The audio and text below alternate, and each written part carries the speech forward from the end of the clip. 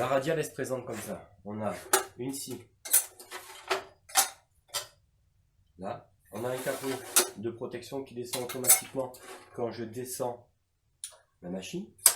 J'ai un réglage ici où je peux positionner ma profondeur. Donc là, on voit qu'elle ne va pas jusqu'en bas. Si je l'enlève, elle descend jusqu'en bas. Donc je peux régler avec une vis de réglage ici la profondeur souhaitée. Je peux aussi mettre un angle dans ce sens-là, mais également dans ce sens-là.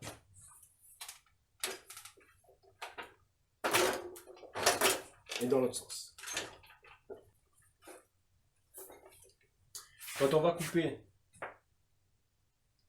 d'un angle comme ça, il va falloir enlever ici cette partie-là. Il va bien faire attention au guide ici parce qu'il est plus haut. Donc là, j'ai pas besoin, moi je coupe droit. Alors au moment où je vais utiliser ma radiale, bien faire attention, donc niveau sécurité, donc il faut que le capot il soit toujours devant la lame quand je vais venir travailler. Donc là j'ai une gâchette qui me permet de la remonter. Si j'appuie pas sur cette gâchette là, ma scie ne descend pas.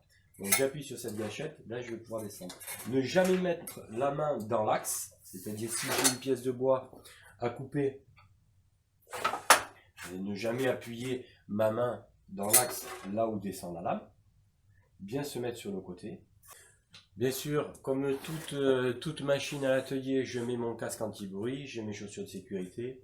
Là, j'ai un collecteur de copeaux, mais sinon je peux avoir une aspiration ou un aspirateur qui est relié directement.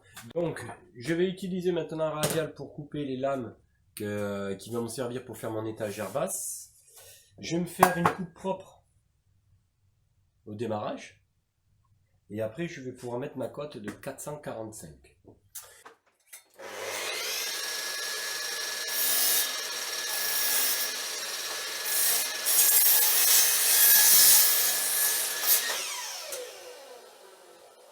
Alors, une fois avoir fait ma coupe propre, je mets ma dimension. Donc, j'ai dit 445. Donc là, 445.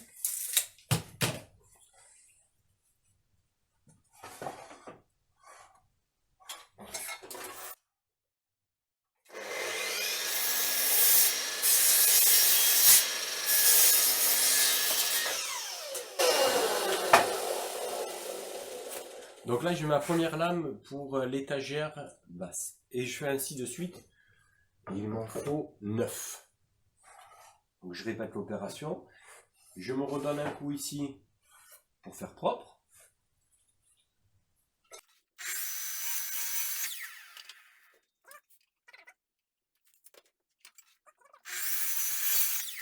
Donc après avoir découpé toutes mes lames, maintenant je vais pouvoir les ajuster et les mettre, les faire rentrer ici, les unes à côté des autres. Donc je vais commencer par la première, faire l'entaille des pieds.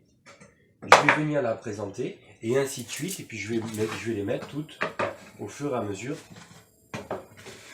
à côté pour me faire l'étagère. Alors je ne vais pas les fixer comme je vous ai dit parce que je vais vernir le meuble et ça me gênerait pour vernir le dessous. Donc je les fixerai sur place. Voilà l'établi terminé pour tout ce qui est fabrication à l'atelier.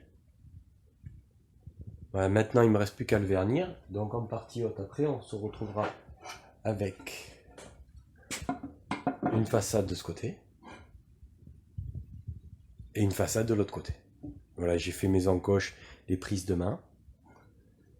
Et donc il n'y aura plus que ça à faire et puis ça sera terminé. On n'aura plus qu'à le vernir et tout ça, ça sera fait sur place, sur le chantier.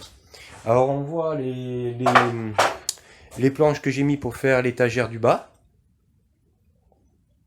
Voilà, celle-là pareil. Donc elles sont présentées, elles sont numérotées, mais je les fixerai au moment de la pose.